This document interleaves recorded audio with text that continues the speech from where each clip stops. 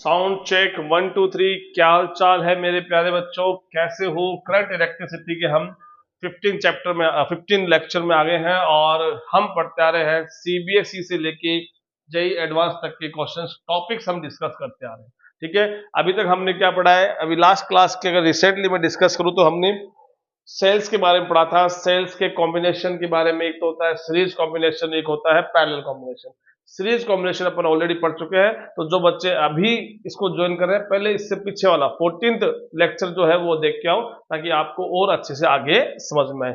चलो हरि का नाम लेते हैं और शुरू करते हैं। ठीक है भाई, अब देखो आज गुरुजी क्या पढ़ाएंगे आपको। आज गुरुजी पैरेलल कॉम्बिनेशन के बारे में बताएंगे। देखो पैरेलल कॉम्बिनेशन क्या होगा, जैसे आपने रजिस्टर्स में पढ़ा है, रजिस्टर्स में आप दो रजिस्टर्स को ऐसे लगाते हो, उसे बोलते हो पैरेलल कॉम्बिनेशन ऑफ रजिस्टर। दो कैपेसिटर पढ़े आपने, दो कैपेसिटर को आप ऐसे लगाते हो, तो ये क्या हो गया? Parallel combination of capacitor. वैसे ही अब आपको दो सेल्स को आपको लगाना है, तो ये सेल लगा रहा हूं मैं, एक तो ये सेल हो गया। अब आप बता चुके हैं कि ये सेल का ईएमएफ E1 है और इसका इंटरनल रेजिस्टेंस मैंने R1 कंसीडर कर लिया है। ये आपका एक हो गया। दूसरा सेल E2 ले लिया, इसके बहुत सारे कंडीशंस बनेगी, वो अपन 1 बाय 1 डिस्कस करेंगे।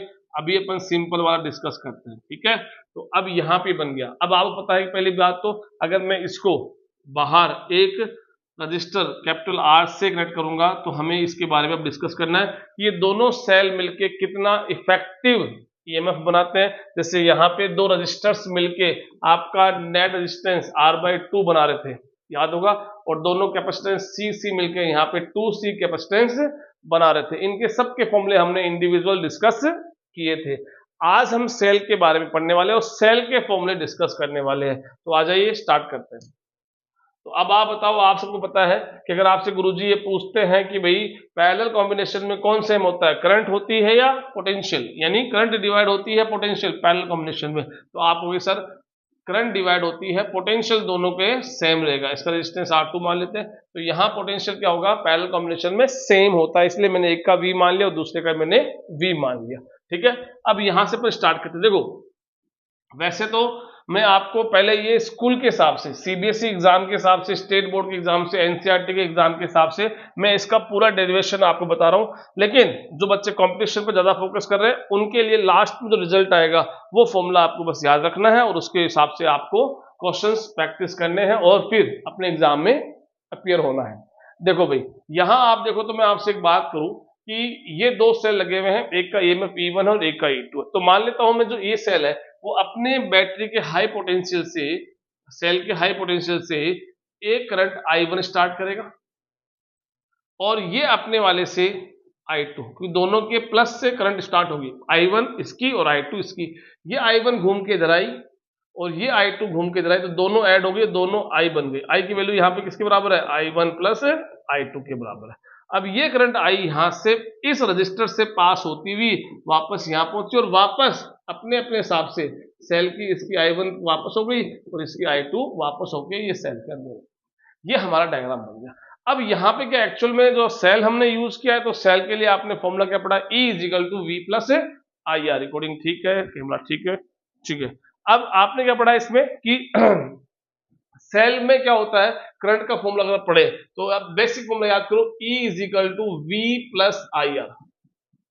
एज E = क्या होता है? V plus IR। और यहां से अगर मैं I का रिलेशन निकालूं तो देखो क्या I का रिलेशन, I का एक्सप्रेशन ये बनेगा नहीं बनेगा? देखो इधर I = R E minus V upon R। Sorry और करूंगा अभी, तो अभी मैंने क्या किया है, इसको इधर ले गया हूं E माइनस V और इधर को बच गया IR। अब मुझे I की वैल्यू निकालनी है, तो I की वैल्यू क्या बनेगी? E minus V upon R। ठीक है, तो ये रिलेशन बनेगा। तो फोर्स सेल, अब इसी फॉर्मूले को मैं यूज करता हूं, तो फोर्स सेल E1, पहले सेल की बात करता हूं, तो पहले सेल की करंट कितनी है? I1 आ गई, तो I का I1 आ गया, इजिकल टू पहले सेल का EMF E1 आ गया, पोटेंशियल V का V है, दोनों का सेम, इसलिए हमने V1 V2 यूज नहीं किया है कि पैरेलल कॉम्बिनेशन में पोटेंशियल डिफरेंस सेम रहता है। रेजिस्टेंस R1 हो गया, इसे इक्वेशन नंबर 1 दे दो, या इस I1 को आप ऐसे भी लिख सकते हैं, ये सुनो, इस I1 को आप ऐसे भी, सॉरी ऐसे भी लिख सकते हैं, क्योंकि इस R1 इसके डिवाइड में भी है माइनस R1 इसके डिवाइड में भी है। जिन बच्चों को प्रॉब्लम है वो R1 एलसीएम ले लो, वापस से आपकी यही टर्म बन के आएगी। ठीक है, तो ऐसे जब I1 आए तो सिमिलरली यही प्रोसेस में सेल 4 सेल E2 के लिए अप्लाई करूंगा तो मेरा एक्सप्रेशन क्या आएगा, देखो यहाँ पे I2 जो आएगा वो आएगा E2 upon R2 minus V upon R2। तो V तो दोनों का सेम है, तो पहले E1 R1 था, अब E2 R2 आ गया, V का V आ गया और R2 का R1 का R2 आ गया, ये I2 की वैल्यू आ गई। ठीक है, अब आपको पता है कि जैसे कि यहां से करंट I1 आती है और यहां से I2 आती है, दोनों मिलकर I बनती है, तो मैं लिखूंगा as the total current I is equal to I1 plus I2। अब I1 I2 जो पीछे मैंने इक्वेशन बनाई है उनकी वैल्यू पुट कर रहा हूँ। I1 की वैल्यू क्या बनेगी, E1 अपॉन R1, पीछे आप चेक कर लेना, V अपॉन R1 बनी, और इस I2 की वैल्यू बनी E2 upon R2 minus V upon R2। यहां आप देखोगे तो मैं जो E1 टर्म है उनको मैं एक साथ कर रहा हूं, ये मैंने उनको एक साथ कर लिया, बस शिफ्ट किया है। इधर देखो माइनस वी कॉमन आ रहा है, माइनस वी कॉमन आ गया। अब माइनस वी कॉमन आ गया तो इधर तो बच गया 1 अपॉन R1 और इधर बच गया प्लस का 1 अपॉन R2। प्लस का क्यों बच रहा है कि मैंने माइनस साथ में कॉमन ले लिया। अब I इज इक्वल टू, यहां आप देखोगे तो एलसीएम R1 R2 बनेगा। अब R1 आ चुका है तो R2 जाएगा, R2 किससे मल्टीप्लाई होगा, E1 से, तो E1 R2 बनेगा ये। फिर यहाँ क्या हो गया, यहाँ R2 आ गया तो R1 जाएगा, तो E2 बेसिक मैथमेटिक्स है, आप सबको आनी चाहिए। माइनस V, यहाँ भी आप एलसीएम लोगे तो आपका R1 R2 और ऊपर क्या आएगा R2 प्लस R1, वही एलसीएम लेके मैंने यहाँ एक बार चेक करता हूँ, रिकॉर्डिंग आ रही नहीं, यहाँ तक समझ में आ गया सबको, आपको ठीक है चल रहा है। चलिए अभी अब देखो इसको मैं क्या करता हूँ, हमें बेसिकली, क्योंकि देखो हमें क्या करना है, इसका इक्विवेलेंट रेजिस्टेंस बनाना है। कैसे, मतलब ये कुल मिला के, थोड़ा छोटा डायग्राम बनेगा ध्यान रखना, कुल मिला के ये दोनों मिलके कितनी ईएमएफ देंगे, उसका नाम क्या बनेगा, इक्विवेलेंट। तो दोनों का इक्विवेलेंट ये ऐड हो गया, दोनों का रेजिस्टेंस भी 2 है तो उनका भी मुझे इक्विवेलेंट चाहिए। R1 R2 का कितना आएगा, वो तो आपका वही पैरेलल कॉम्बिनेशन वाला फॉलो होने वाला जो आपने क्लास 10th में पढ़ा है और फर्स्ट इसी चैप्टर में पढ़ा है। और ये दोनों मिलके यानी इसी का ये इक्विवेलेंट सर्किट बनेगा, जिसमें दोनों का E मिलकर कितना E बनेगा, उसका नाम होगा E इक्विवेलेंट। दोनों का R बन के कितना R बनेगा, R इक्विवेलेंट, और अपना रजिस्टर R जो बाहर लगा हुआ है वो एज इट इज रहेगा। और करंट कितनी फ्लो हो रही है, I, ये दोनों से मिलकर करंट I फ्लो हो रही है। तो यहां हम जब कंपेयर करते हैं तो यहां से हम कंपेयर करेंगे तो हमें क्या है, किससे कंपेयर करना है, हमें कंपेयर करना है इस वाली इक्वेशन से, यानी अब V is equal to E equivalent minus I R equivalent. ये तो एक्सप्रेशन बनता है कि V इज इक्वल टू क्या होता है, E माइनस IR। अब कॉम्बिनेशन की बात कर रहे हैं तो E इक्विवेलेंट आएगा, माइनस में करंट, और R क्या आएगा, इक्विवेलेंट आएगा। अब यहां आ जाओ, यहां से आप देखो कि क्या करता हूं मैं, कि मुझे उधर V चाहिए तो मैं पूरी टर्म माइनस वाली उठा के उधर लेके जा रहा हूं, ये पूरी टर्म में माइनस वाली उठा के उधर लेके जा रहा हूं, तो ये टर्म बन गई प्लस की, प्लस का R1 plus R2 upon R1 R2, एक ही बात है ना। अरे R2 प्लस R1 लिखूं या R1 प्लस R2 लिखूं, एक ही बात है, इज इक्वल टू उस I को उधर लेके आएंगे, पर उससे पहले कौन है,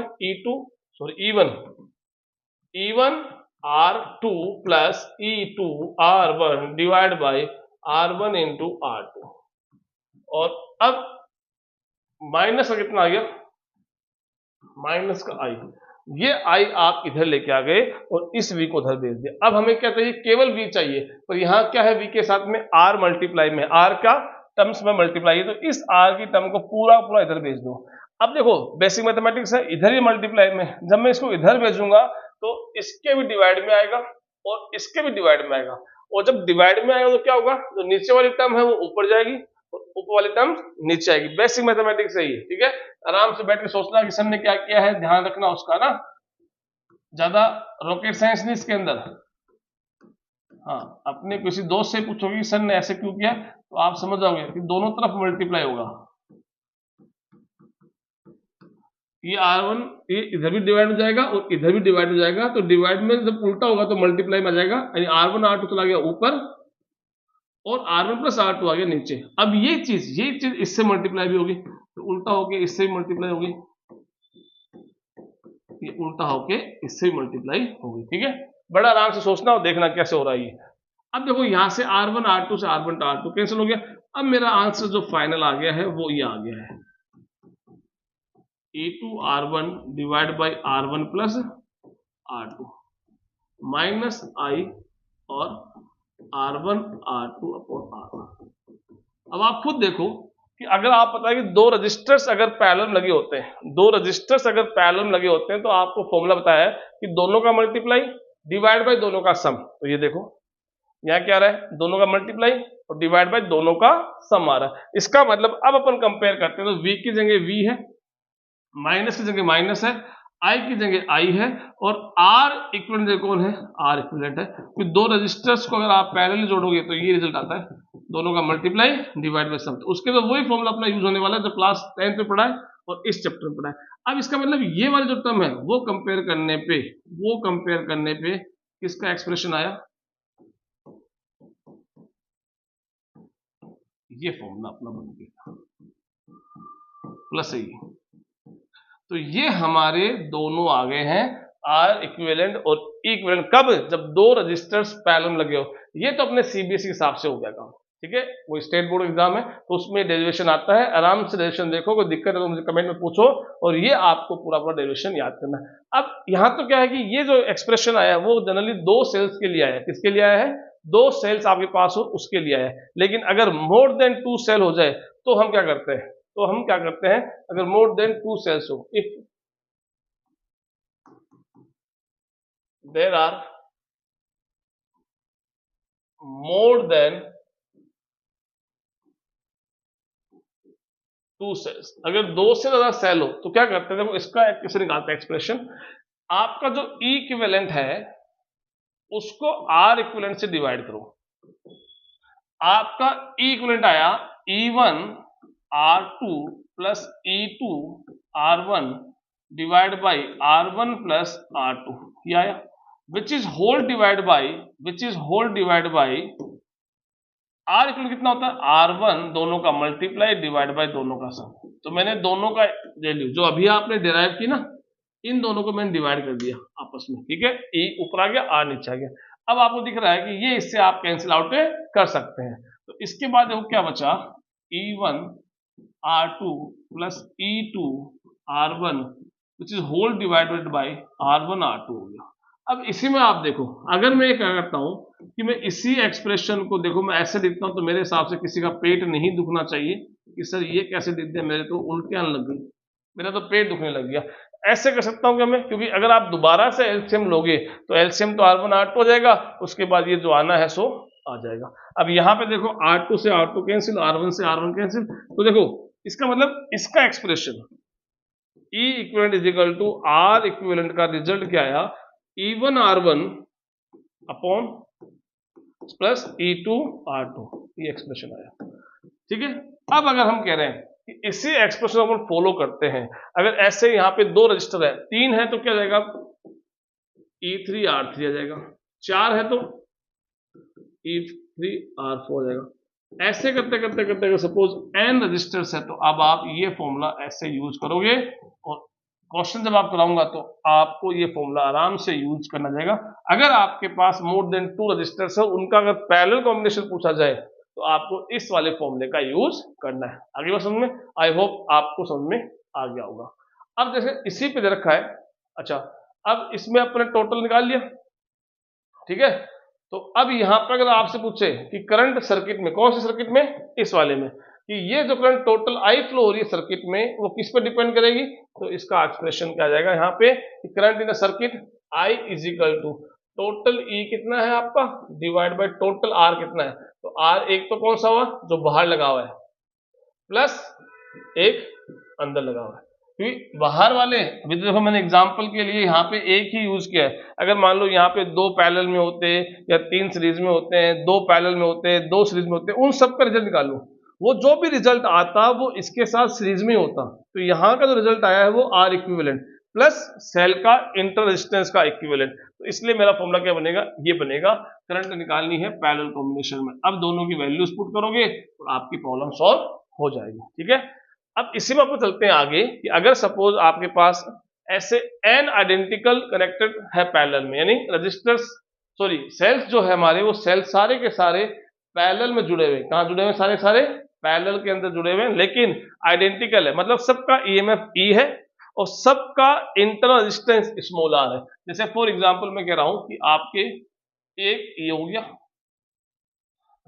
ये ई, ये आर, ये भी आइडेंटिकल, मतलब ये ई, ये आर, ये भी आइडेंटिकल, मतलब ये ई, ये आर, और ये सब पैरेलल। और ऐसे करते करते ये कितने हैं?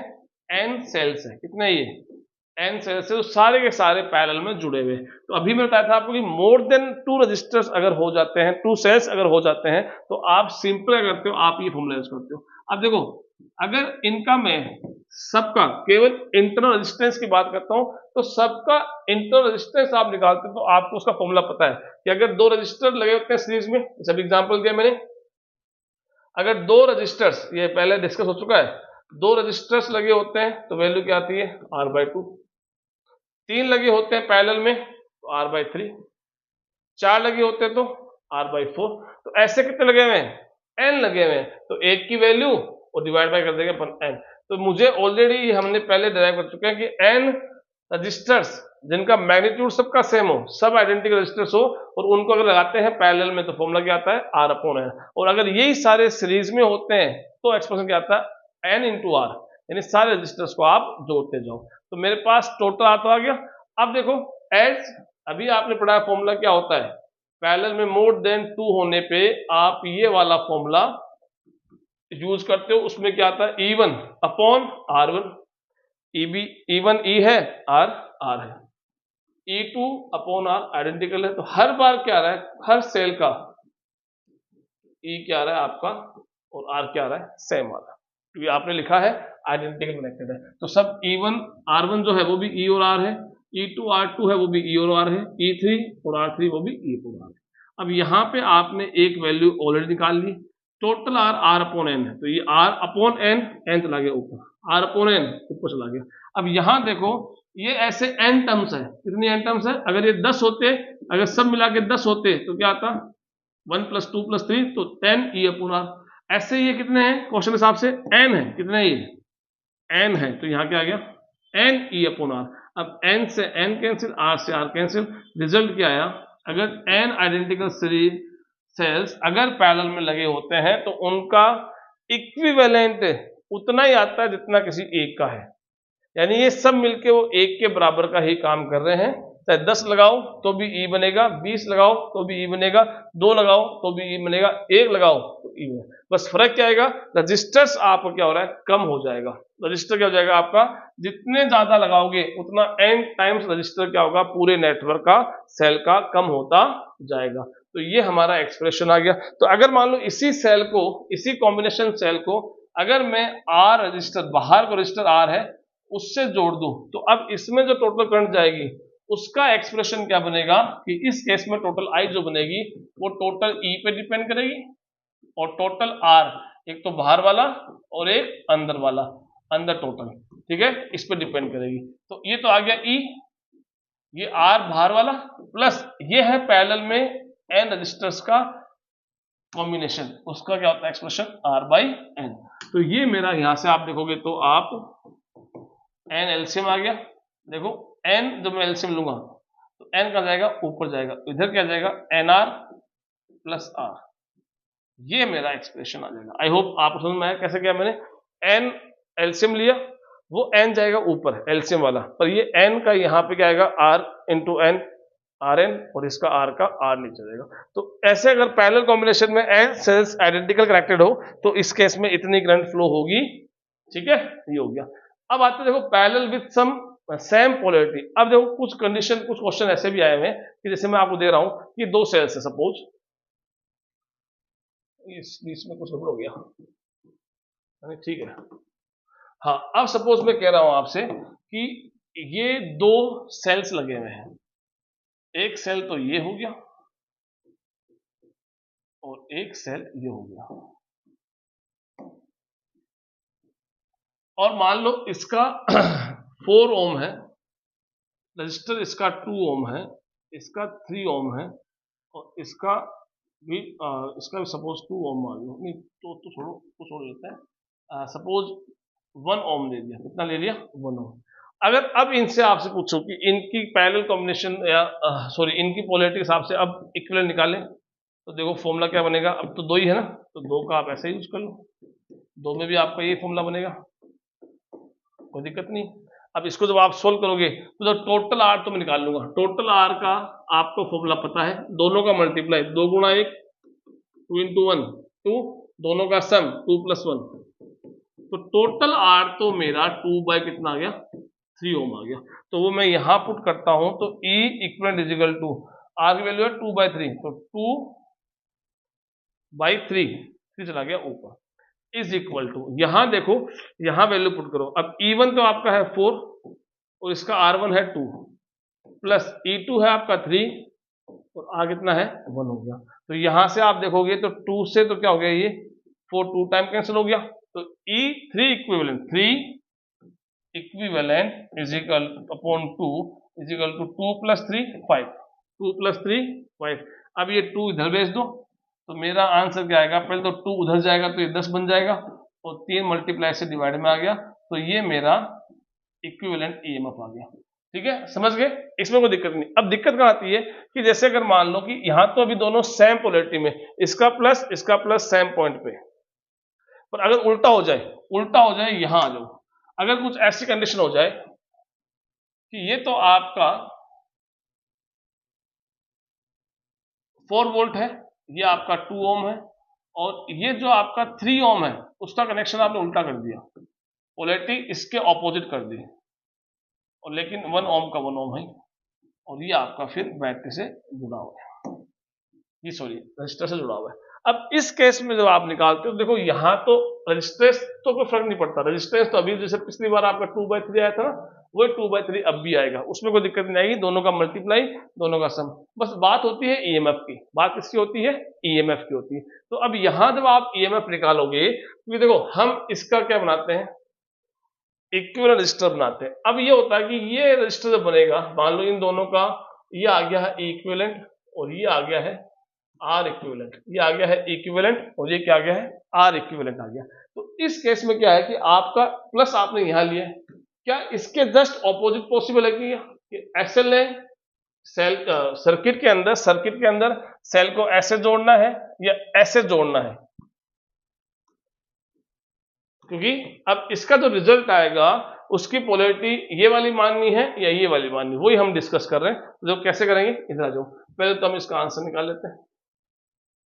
तो इसका आर तो आप पता लग गया, ये तो आपका आर हो गया, ये तो इसका आर टोटल आ गया। अब ई की बात करते हैं, तो वही फॉर्मूला लगाओ आप, ये आर इक्विवेलेंट। अच्छा अब क्या करना है, देखो E1 upon R1 plus E2 upon R2, तो इसकी वैल्यू तो आपको फाइंड आउट करनी है, इसकी 2/3 आपने फाइंड आउट कर ली, पुट कर दिया।